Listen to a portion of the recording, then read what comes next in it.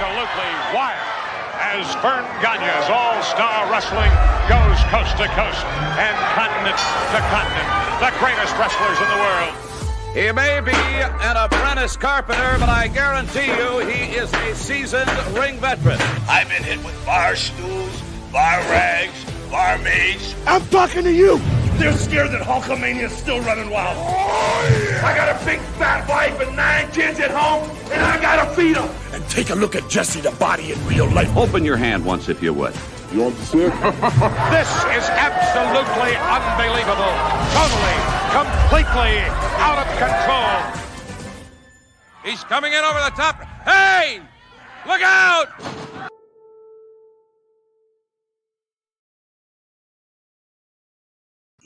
Hello, everybody. Welcome into AWA Unleashed. We are the preeminent #1 podcast dedicated to telling the stories and reliving the memories of the best territory in the history of the professional wrestling business, the American Wrestling Association. You can see on the screen. My name is Chris Tubbs, but let me bring in two guys that actually do the heavy lifting because I've got a bad shoulder. That is Mick Karch and Polish Joe Ciupik. What's going on, boys? Good morning, sir. Still looking at that open, still the best podcast open anywhere. Oh, yeah. I mean, no question about it, really. Yeah. Even if Ciupik did it, it still is tremendous. I know a Polish guy that does decent work every once in a while. You know, and I've had seasoned French fries and seasoned broccoli and stuff. I've never had a seasoned ring veteran. I haven't tried. Have you had one of those, Chris? Well, that's at the Jeffrey Dahmer Cafe. Oh, whoa. Okay. Wow. Oh. Woo. Well, no, I did not order it, and no, I did not go to the cafe, but I heard about it. Let us know how it tastes, Chris. Man. Wow. Wow. It's like the joke about Five Guys and Jeffrey Dahmer. Jeffrey Dahmer goes to Five Guys to get a burger. He's like, this doesn't taste like Five Guys. Oh my God. What a pathetic trio. Oh, yeah. We've lived up to our own standards. And we have. We started at the bottom, and now we're at the bottom. We're at the bottom. That's right. Yeah. All right. Hey, we're going to have a fun show here, guys, the next few weeks. We'd kind of been talking about this for a while, but the show is about the memories and it's about the stories, obviously. But I think one thing that has we've gotten a little bit from time to time, but Mick, you and I kind of talked about this a few months back, and we just kind of had to wait for everything to line up. You've got a ton of stories, and we really haven't had you as a guest on the podcast. So I didn't know the best way to tease it other than saying, will you be a guest on the AWA Unleashed podcast? Will you do Joe and I the honor, making us the happiest co-host of the podcast by allowing you to be our guest for the next 3 weeks? Boy, see if I can dig myself out of that one. Oh my God, I'm covered in compliments here. You know what? We've been doing this, 100 and I don't know how many shows. 117th show. 117. Wow. God, that's just incredible. You know, and I've told the stories here a lot. I think basically what we're going to do for the next couple of weeks is look through my lens a little bit. Mm-hmm. I'll take the lens cap off in honor of Bobby Heenan. But I get so many questions. Hey, what did you think of this? And how did Vern really treat you? And blah, blah, blah. So, you know, and why don't you write a book? Well, you know, I'm not going to be writing a book anytime soon. I wanted to reach a big audience and just answer some of the questions. And I think, you know, I'm just a guy. I mean, seriously, I'm just a guy that was in the right place at the right time after waiting for 35 years. And, I got a different perspective, I think, from seeing the guys up close, and hopefully we can answer some questions.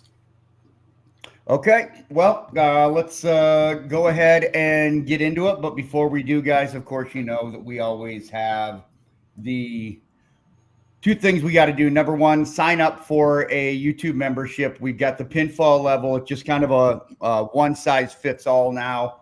$4.99 a month. You're going to get the letter, the sticker, magnet, the watch-alongs, the exclusive interviews, which we've got coming up. I know that we've been saying it, but we actually do have one coming up on Friday that we're going to get in the can. That has been confirmed. We have a couple more that, believe me, we are still working. This is not just one of those empty promotions, if you will. So we've got that. Number 2, we do have, you're also going to get a 5-pack of pictures from Mick. If you have not gotten your pictures from Mick, let me know or let him know, and we'll make sure that we get you taken care of. I know that a couple people are still waiting on the magnets and the stickers. Just waiting for shipment to come in. And once I get that in, I'll go ahead and get that out to you.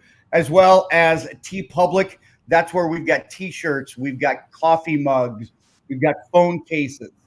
We've got all sorts of fun little things that if you want, we've got several different designs. Highly recommend if you want to rep the brand. It's fun. We do it as an accessory. No obligation, no connection between being a member and being at TeePublic. So don't have to worry about any of that, not connected. But yeah, we do recommend signing up for membership. Everybody that signed up for membership so far has absolutely loved it. So, Yes. I mean, people love the watch-alongs and these, specialty interviews. Like, it's going to be fun. It's a fun thing that we're just continuing to grow. And the more people, guys, honestly, the more people that we have sign up for $5 a month, the more people we have that sign up, the more content we can push out. So if you're like, I want more, why don't you do more? Why don't you sign up to be a member? That gives us the opportunity to put more resources into it. That's the thing. We can put more resources in it if you guys continue to support us. So yeah, go become a member. Link down below. Did we do it everything right, guys? You aced it, Bob Orton. $5 a month is like less than a Wendy's triple hamburger, and dare I say, I think we're a lot healthier than the Wendy's triple. Yeah, I was gonna say that's kind of. There's a reason this is a neck up shot, okay? Body by Wendy's and pizza. Bodies by Wendy's and pizza. I'm counting calories by going 1, 2, 3, there you go. 4. There you go. I hope that didn't come down as a screenshot where I'm looking down at my midsection. Oh, it's perfect. That's not a screenshot. Okay. A lot of this, Mick, you've had people that have asked you questions. So I think what we're going to do is you've got some questions. Joe's got some comments. I'll probably have a few here, but Joe, why don't you and I just kind of go through some of these questions that people have had for Mick, and if there's something that I can think about, because I know that I've got questions, but I don't want this to be about me. Like, I can have my question answered a lot of times, and if I have something, I will ask, but this is about the people that wanted to know, that have asked you, so I want to give them the opportunity to have their questions asked. So it's kind of like your own specialty Q&A with a little bit of us sprinkled in. So we ready to go? Ready to go. All right. You want to take the first one, Joe, or you want me to? Oh, go ahead. You start it off, Chris. Okay. This is from Steve Covenant in California. He asked, what was the first match that you remember seeing on TV and or live? I don't remember what the first match was that I saw on TV. I remember the first angle that I saw, which was Dick Steinborn, one half of the AWA combination of Mr. High and Mr. Low, along with Doug Gilbert. And that's not Dick Steinborn, but that's close enough.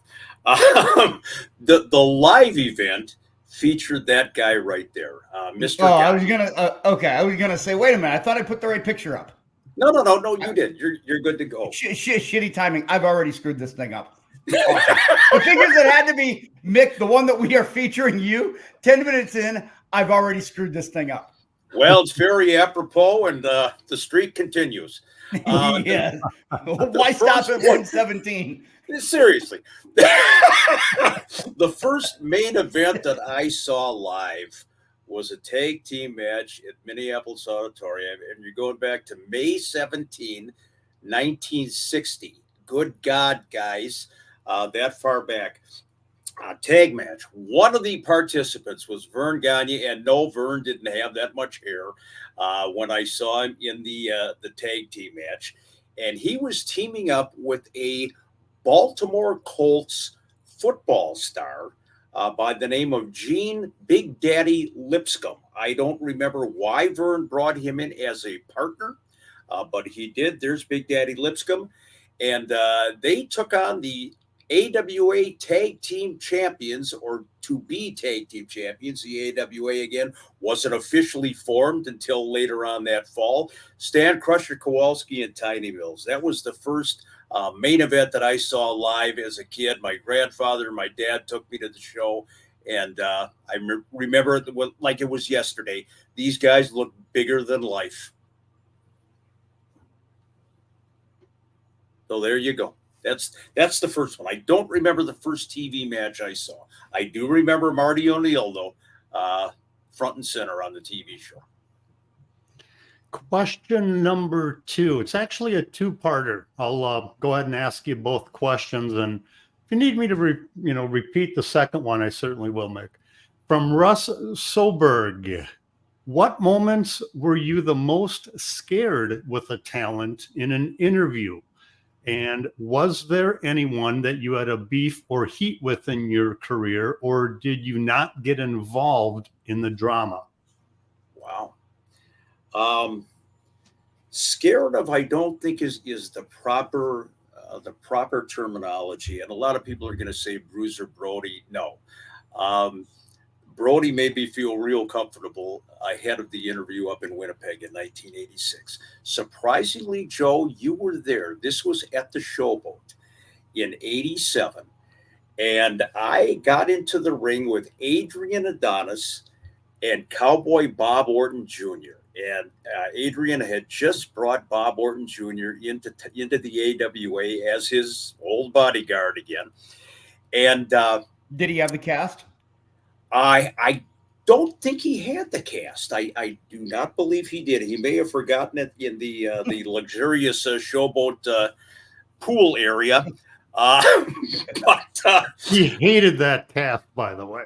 Well, do you blame him? My God, we wear the thing for 17 years.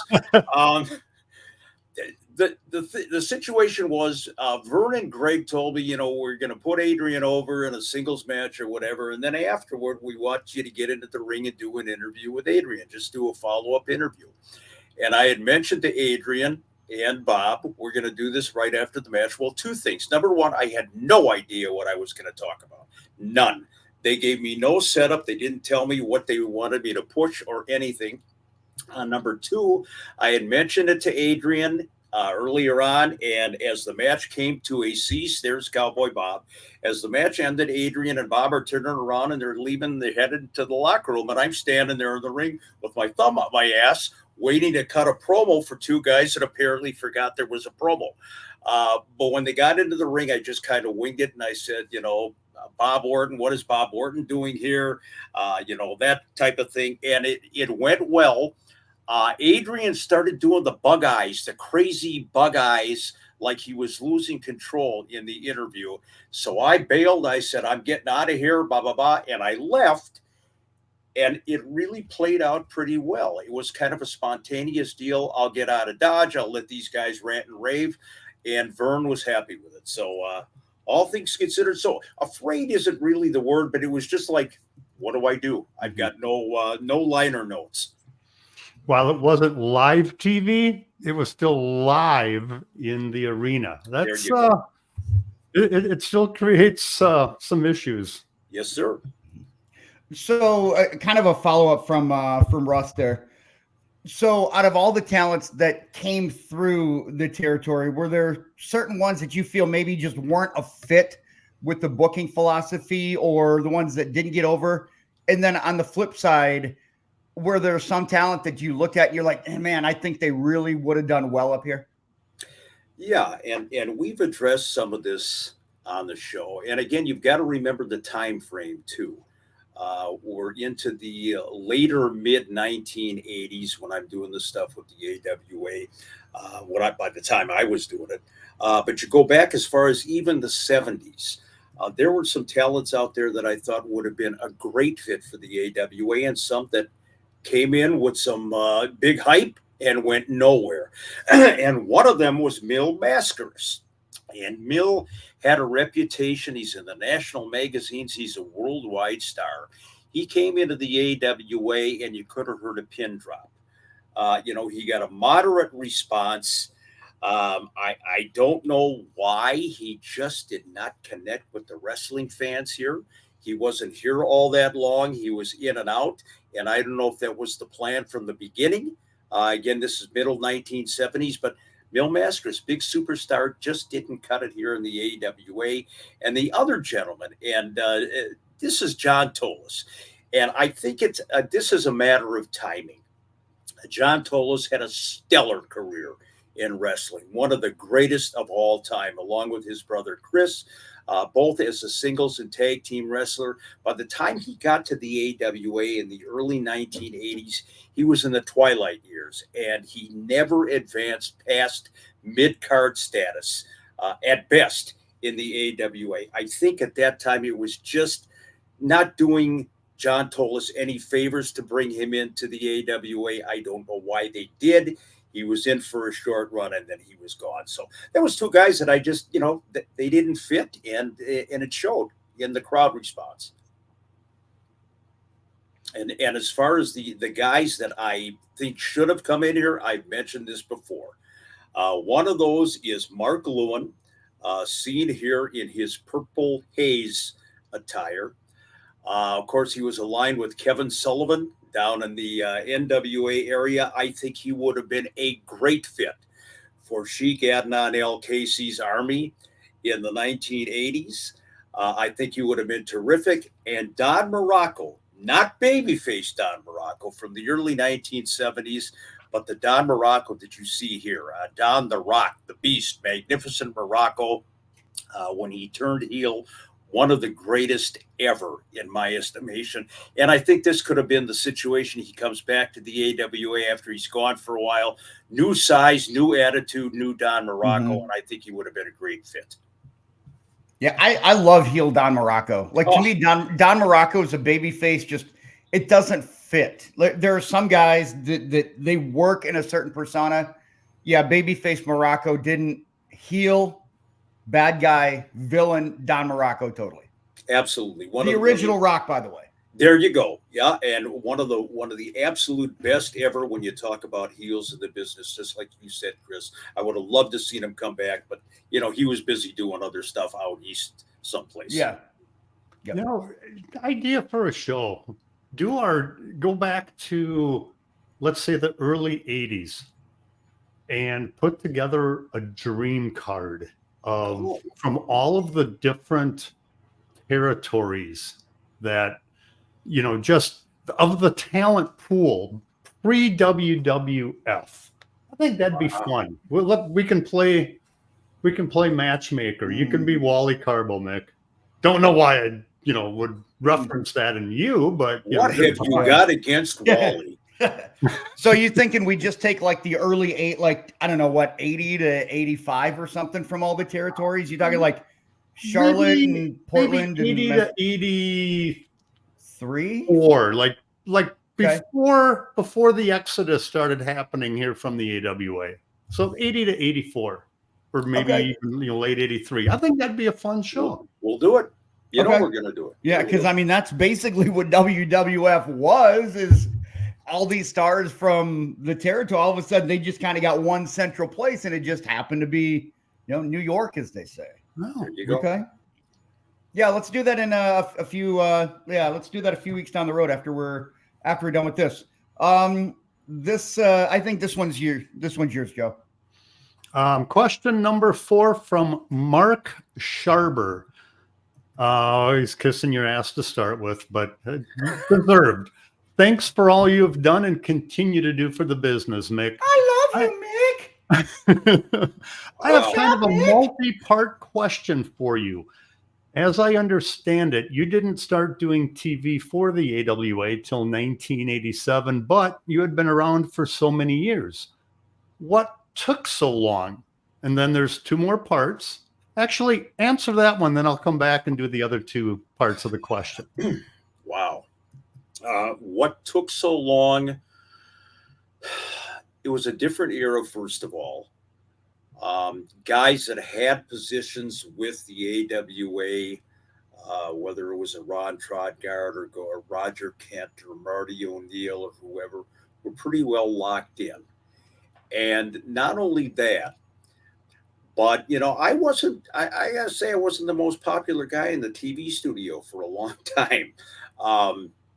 Being the head of the Bockwinkel Brigade, as I was, we tended to be a little bit noisy and a little bit rowdy in the TV studio, which in turn did not play very well sometimes when the AWA was not piping in crowd noise and wanted the heels to be booed. Here we are, a group of guys sitting in the front row cheering them.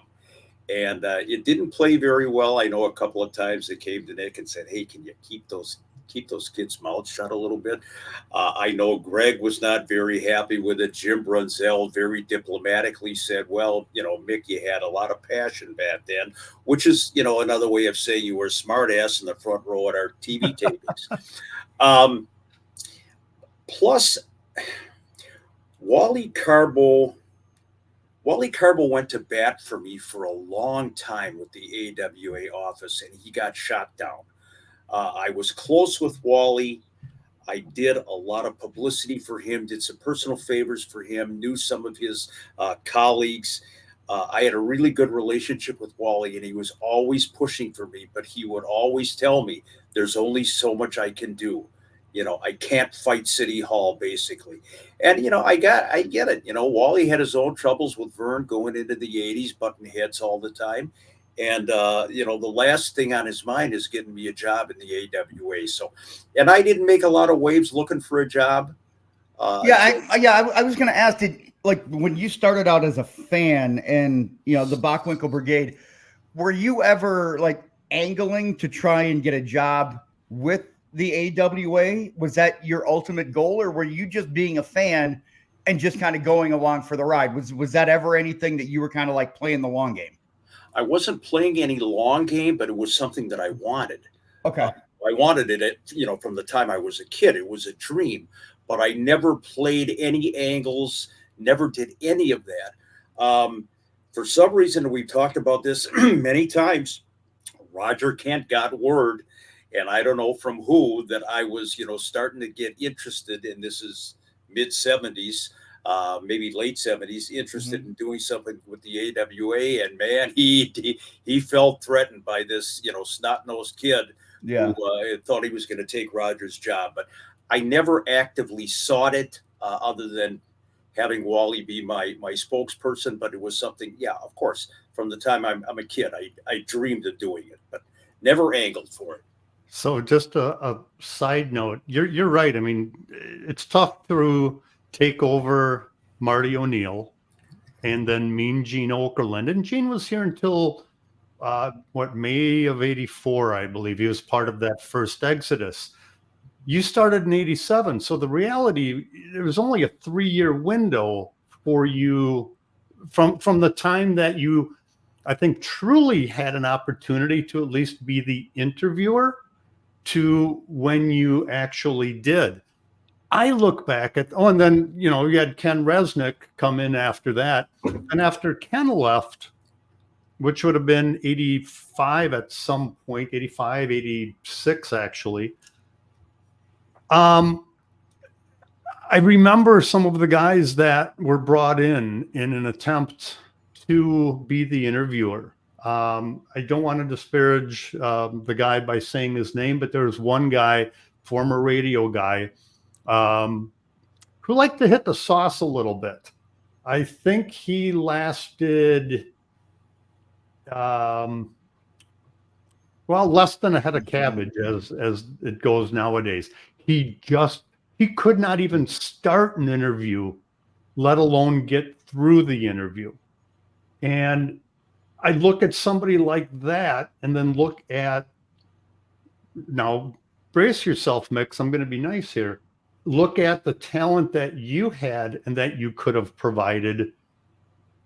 The AWA missed their opportunity to bring you in to do those interviews after Ken Resnick. As much as I loved working with Larry Nelson, I think that you would have been a valuable asset to the broadcast team.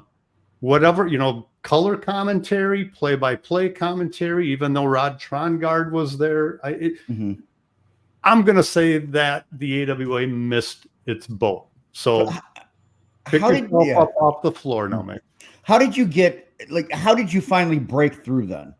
Like, cause I don't think I really know, like, okay, you're angling and you're kind of like, maybe the murmurs.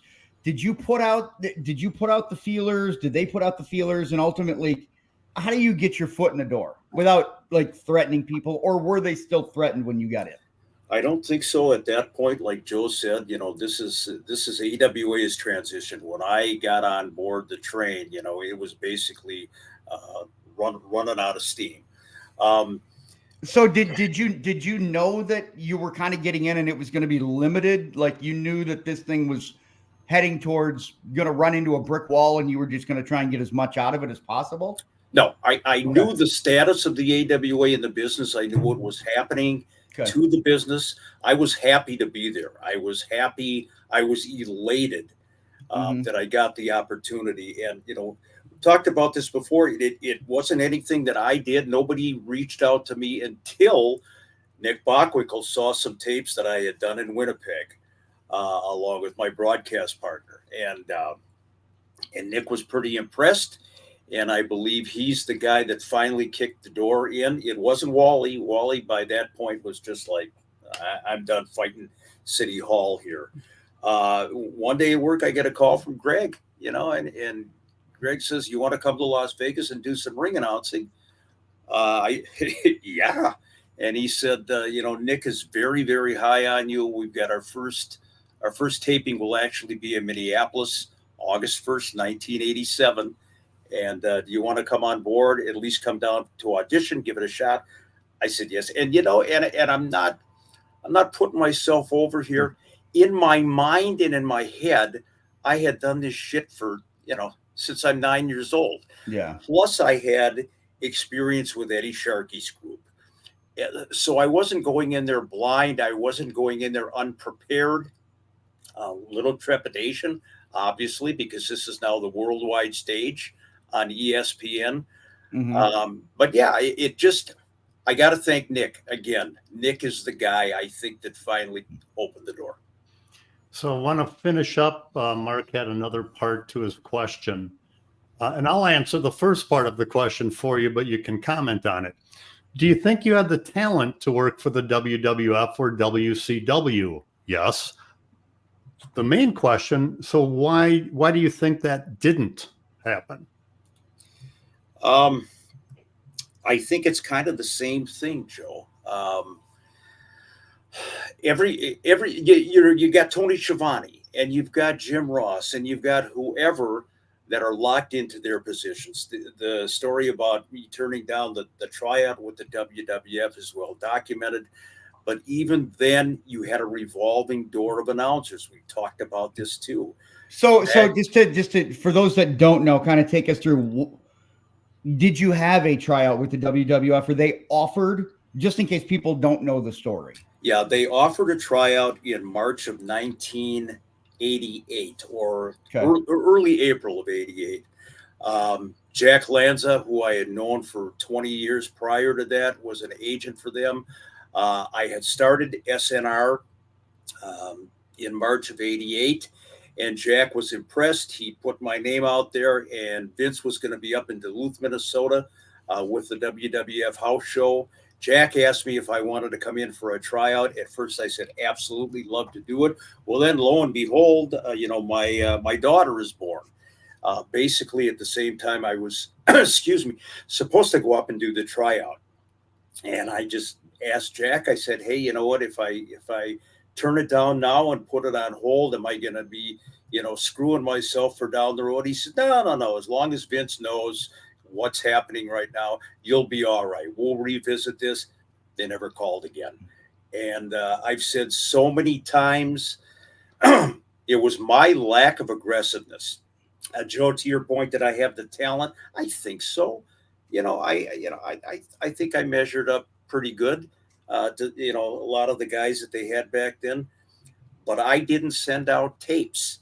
I didn't send out audition tapes, and you can't do that, or you couldn't do that back in the day. They weren't going to come to you, come knocking on your door like, Greg did, via Nick.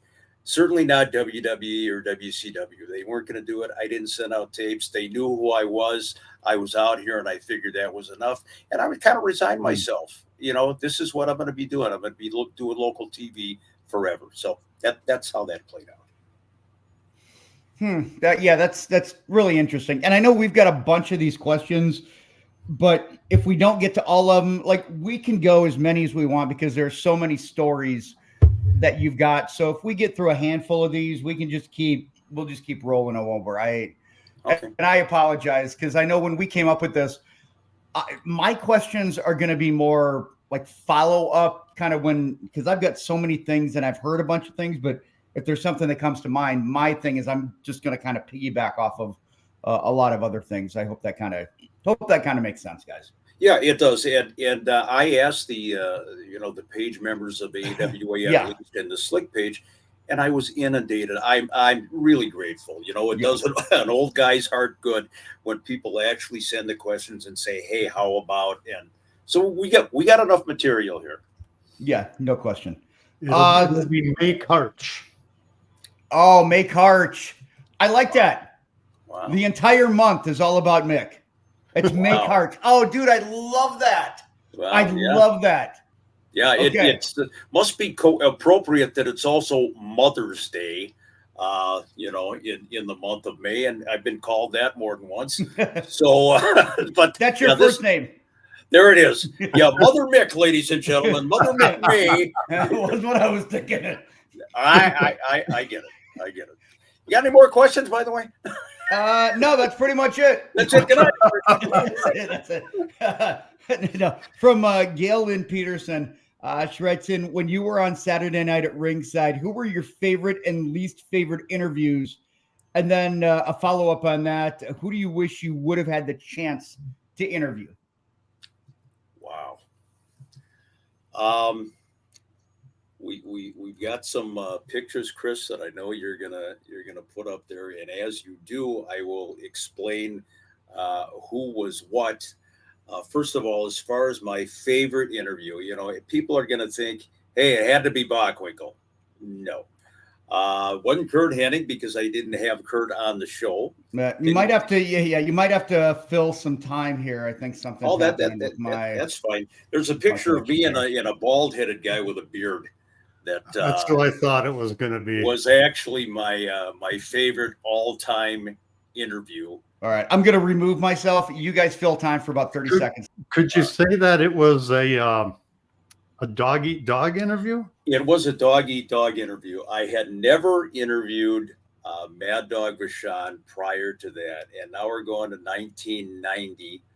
It was the second anniversary special for Saturday Night at Ringside, and we wanted to make it really special and bring in some of the old guard in the AWA. And again, I've mentioned this before. The dog lived in Omaha at the time, and I'm never going to get this guy. It's not possible. Contacted the dog in Omaha and explained what we were doing. And we said, Wally Carbo's going to be there, Stan Kowalski, Butch Levy, and, Baron Von Rapp. Oh, Baron, and the dog said, absolutely. And that is from that. Look at that goofy. What the hell was I thinking? That dead caterpillar posing as a mustache. Would that ever come back? Never. Could you grow it back? I could grow it back, but I think this particular one turned out to be a rather homely butterfly when it finally. How long would it take for you to grow that thing out again? Oh, what year is it? Might take a little while, and it would be all white or all gray. So let's not even go there. And you notice the dog is not dyeing his beard here. Which is kind of interesting. But again, this is 1990. The dog came in on his own dime from Omaha. We said, how much will it take to get you up here, Maurice? Trans, whatever, we'll put you up in a... No, my friend, for you, I'll do it. I had never met the dog before, and it was just a wonderful interview. No prep, no nothing. We went in there and started talking. And at one point, the dog took my notes off the podium, my notes for the rest of the show, and tore them up, threw them on the floor. And wow. So the dog ate your homework. The dog ate my homework, and it was wonderful, and I remember you'd never met him before that? Never met him before that. And I had worked with him, but never to sit down and talk with him. And I should say that when he came into the lobby and he saw Wally Carbo after I don't know how many years, it was like old home week. And they hugged, and the dog is in there on his one leg, and and it was really something special. Absolutely, Mad Dog Vachon, interview number one. Had a chance to interview him several more times, but that was just a thrill. So how about the least favorite? Okay, there you go. And this is kind of there's an asterisk by this interview because WCW was in town. They were doing a show at the Roy Wilkins Auditorium. And of course, we carried WCW or NWA Worldwide, it was at the time. And Lex Luger was on the card. And we sent a crew down from Channel 23 to have some of the guys on SNR. I believe we got Tom Zink that night, Larry Zbyszko, a couple of guys. And Lex Luger was about the most uncooperative guy. I said, Lex, can we? Yeah. And he's got his nose up in the air. And his attitude was horrid. And I'm not saying Lex today is a bad guy, but back then he had no inclination to do the interview. Al DeRusha was in the other room doing announcements over the PA system. And Al doesn't have the quietest voice in the world. So a couple of times, because Al was loud, Lex got thrown off his game, couldn't remember what he wanted to say to me, even though it was just a simple line about, welcome to the Twin Cities or whatever. And about 2 or 3 times into it, Lex says, I'm not doing this. And he left. So it never played on television on SNR, but it was a very unpleasant experience. So from the professional aspect, let's switch to the personal aspect. Jeremy Chura wants to know, what were your favorite and least favorite AWA memories during your fandom with the AWA? Oh, and by the way, Chris did the right thing. The guy that I wished I would have interviewed and never got a chance to was your favorite, Joe, the Crusher. How about that? Crusher had left the business basically at that point, and he was in Milwaukee. We invited Crusher in also to do the Saturday Night at Ringside 2nd anniversary special. So he would have reunited with all these guys. Al DeRusha actually made the call for me to contact Crusher, and Crush just said, you know what, I'm pretty much done with this right now. I don't know if it was the heat with the AWA from years prior that also kind of kept him from coming in, but he just did not want to leave Milwaukee. What heat was there? The heat with Vern that Joe has mentioned on a couple of occasions. They weren't exactly, best buddies. Of all the guys, I think of all the guys that I interviewed from the old AWA, the Dog and Greg and Jim and Wahoo and Nick and Ray, and I did not get Crusher. And I really would have enjoyed that. I think that would have been a lot of fun. But it wasn't to be. And then let's go to the other side. How about the least favorite memory? Least favorite memory was the night in Vegas. And Joe, you were right there. This is my debut. This was a great memory. This again was that August 1st, 80. Look at those glasses, my God. You could burn a bug to death on the sidewalk. Do you still have those? Like I mean, we got to bring back the caterpillar and the glasses. And you know what? Another T-shirt. The caterpillar and the glasses. Oh, yes. There you go. You think? Yes, I love it. I gotta get working on that shit. Sure, yeah. Get T-Public on the line. Again, this is August 1st of 87, my AWA debut. And this was a great night for me. My favorite night of all in the AWA, yes, was the night that I debuted, just from the thrill of it. Not even in Vegas, just being in the ring in the AWA on ESPN. And I remember about midway through this taping, Vern said to me, come here, I want to talk to you for a minute. And there was no heat at this point. He says, I want you to have fun out there. Relax, roll your shoulders a little bit. You look a little stiff. You look like you're, kind of scared shitless out there. Just enjoy it. Go out and have fun. Well, I look back on some of those tapes, Chris, and he's absolutely right. I'm standing there with my legs wide apart. I don't know why. I was waiting for Vern to kick me in the nuts, I guess. And honestly, he did that financially. Oh, yeah. I look and I think, what the hell was I thinking? I'm standing there like I should be on the top of a wedding cake and or cardboard cutout. But, when I came back for the second half of the show, outside of the fact that, of course, I didn't get to introduce Nick Bockwinkel that night because the microphone cut out, it was a memorable night. As far as the least favorite night, Joe, it was that heat that I had with Vern over the Midnight Rockers thing, and that it left a very, very bad taste in my mouth. And sadly, that's one of the things that I remember most about my run with the AWA, as you would expect. The only thing that I can think about and add to why Vern got so upset about what really was a small and very trivial thing is Vern, I don't know, but I just believe this, sort of being on the inside. Vern was just under so much pressure and stress that any slight aggravation, anything that pissed him off, he elevated it exponentially. And I said it earlier in this podcast, I'll say it again, the AWA missed out on its opportunity to have you be a long-term part of its broadcast team. And I'm not just saying that because we're on the podcast. I am saying that from working with you over these very many years. And I do expect a check, or just Venmo me, Mick, for... I'll Venmo you the same time I Venmo Vern his 7 million or whatever I cost. But I do mean that sincerely. I appreciate it. And Joe, you're right. And that's what Nick said. Vern's not yelling at you. He's yelling at the whole world right now. And I was the new kid on the block.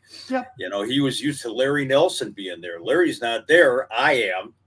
And I was an easy mark, easy target. And again, such a minimal thing. But you know what? I've said it before. I'll say it again. It was an honor to work for Vern Gagne.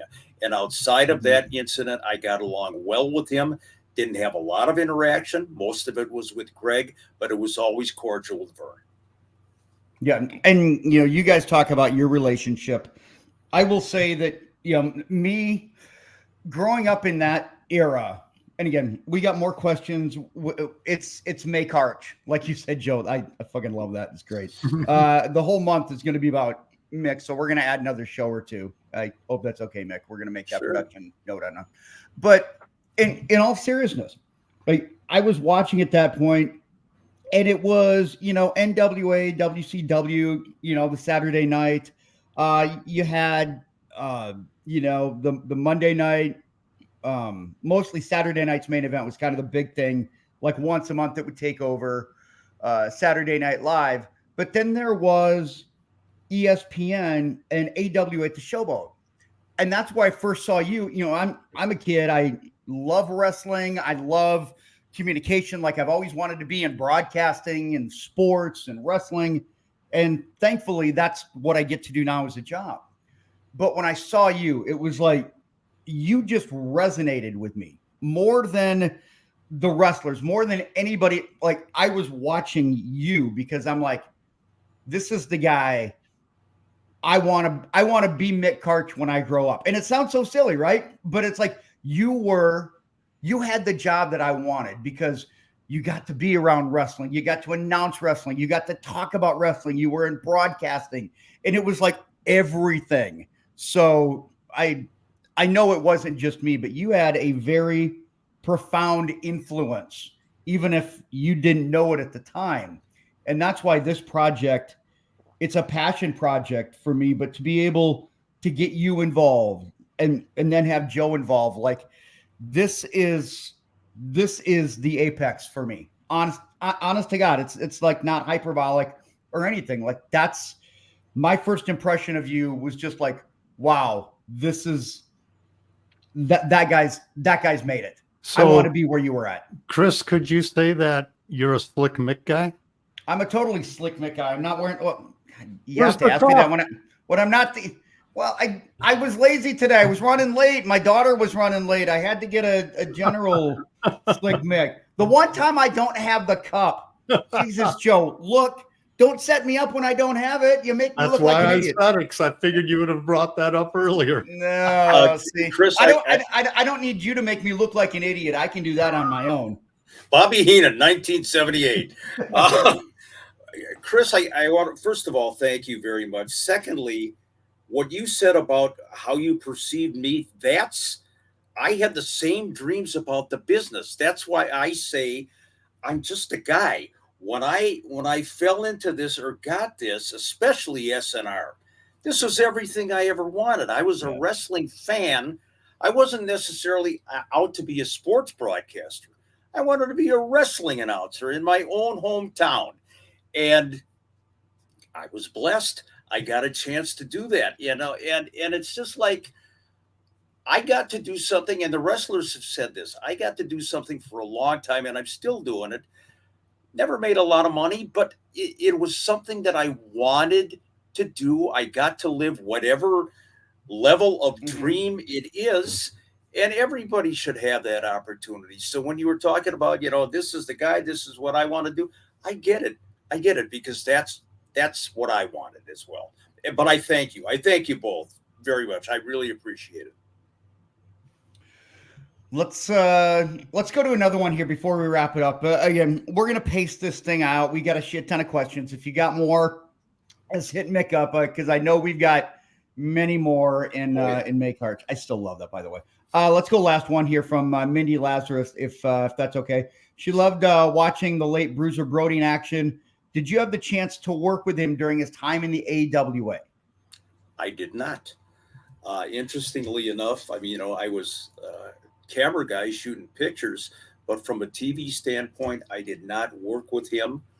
He was in earlier than I was, and the first chance I had to work directly with Bruiser. There's that shot again, and look at the mustache. I think the caterpillar grew another leg. I'm not sure. I think that's what Brody's cringing over. Is like, look, I think he's afraid of caterpillars. Well, you've got the caterpillar. He's got the full cocoon on his face. He certainly does. And it's interesting. It took me about 9 years to grow that. It took Brody one night. But that's, here nor there. That was from, that actually was a shot in Minneapolis. Later on in 1987, there was an independent show that ran at the Minneapolis Auditorium, and I was kind of reunited with Brody at that point. But no, I had not done TV with him until that first time in Winnipeg. And again, talk about being thrown from the frying pan into the fire. To have Brody be my first major interview, my God, I didn't get the boombox guy. I didn't get Nacho Barrera, God bless him. I got Bruiser Brody, and it was a pleasure. I'll never forget it. So what was he telling you before the interview? Did you have much communication with him, or? He had wrestled Bob Brown, if you can imagine that. And he had wrestled Bulldog Bob Brown. He's coming off of that 2 out of 3 falls against Giant Baba. Oh, God. Please. Oh, man. 2 out of 3 falls, hemorrhoids. It's a 60-minute Iron Man match. 60-minute Iron. quick thought to ponder. The Giant Baba and Bulldog Bob Brown, or Silo Sam and Rocky Mountain Thunder. Which is the worst match? Oh boy, do you want the stomach flu or do you want COVID? I guess it kind of comes down to. Anyway, I digress. No, as far as what Brody said to me, again, he had, for some reason, he and Bob Brown, I believed, had feuded in the Central States, and they brought this up to Winnipeg. So Brown was bicycling in his dynamic interviews, promos about Bruiser Brody.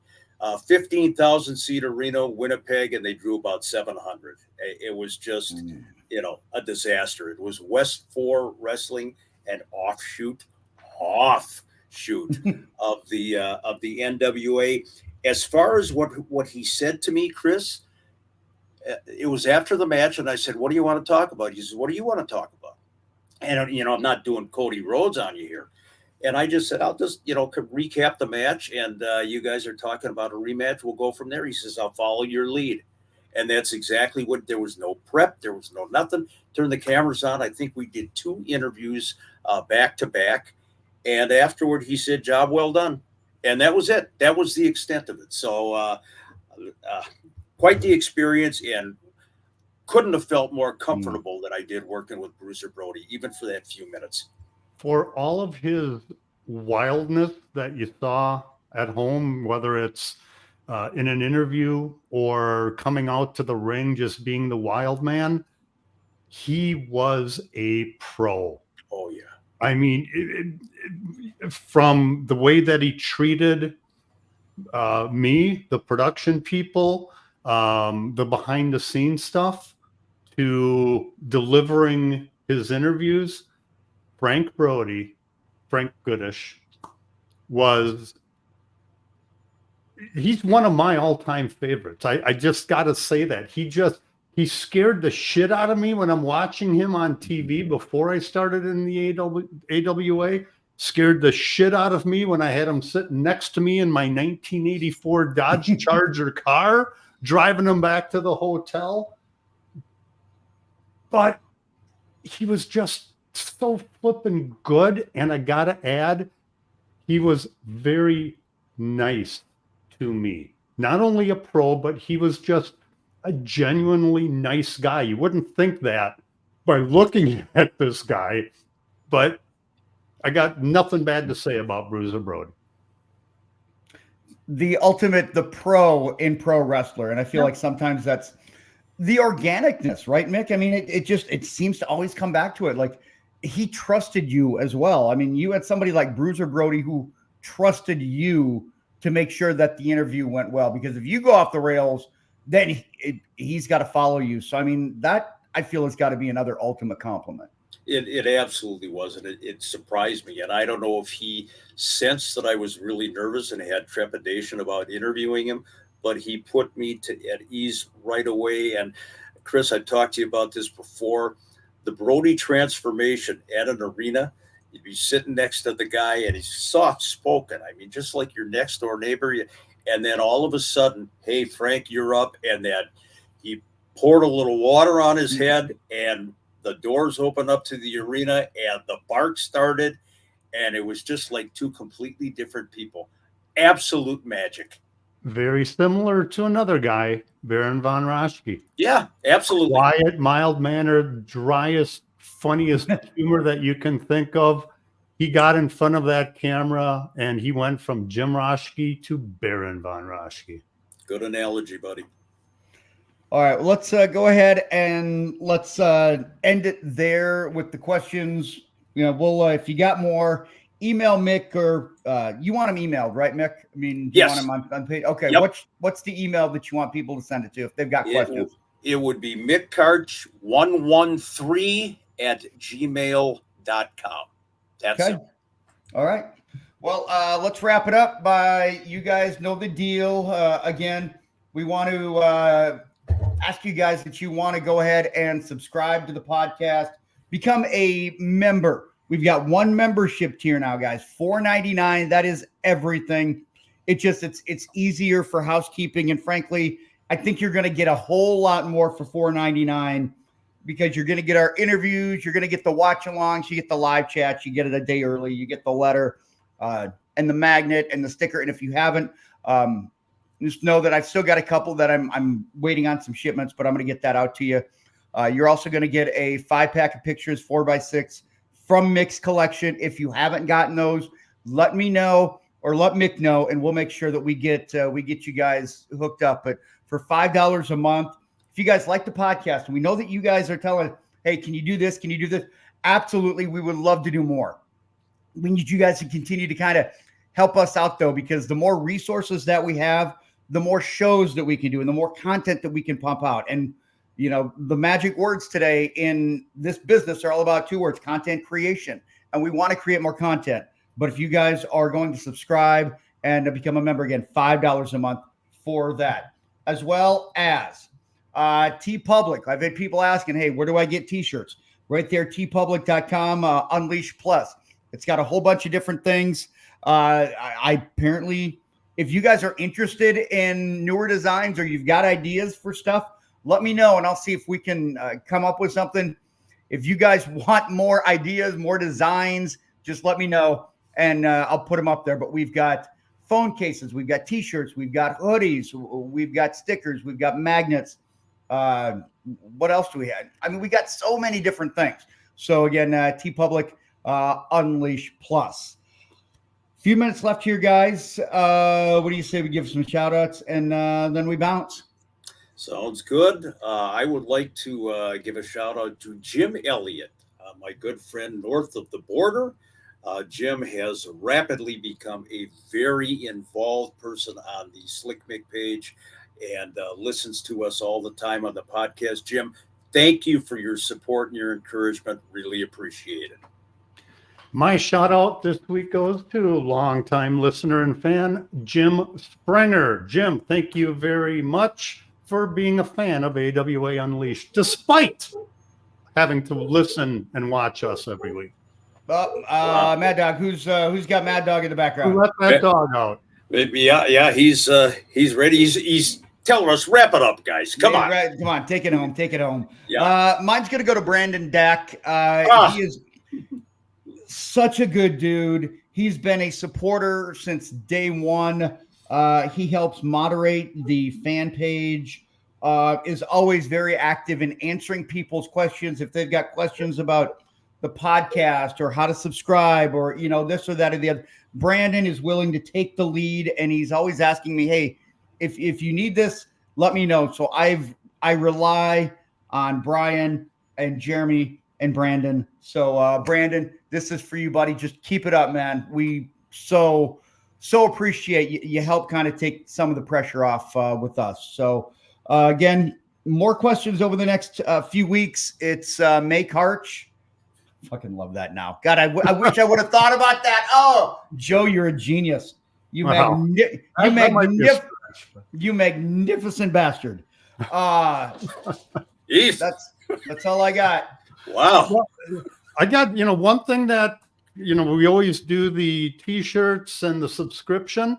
Yeah. Might want to add something in. Hey, if you want to be a sponsor of AWA Unleashed or know somebody that would like to be a sponsor, contact us. We've got ways to be able to plug your product or your company.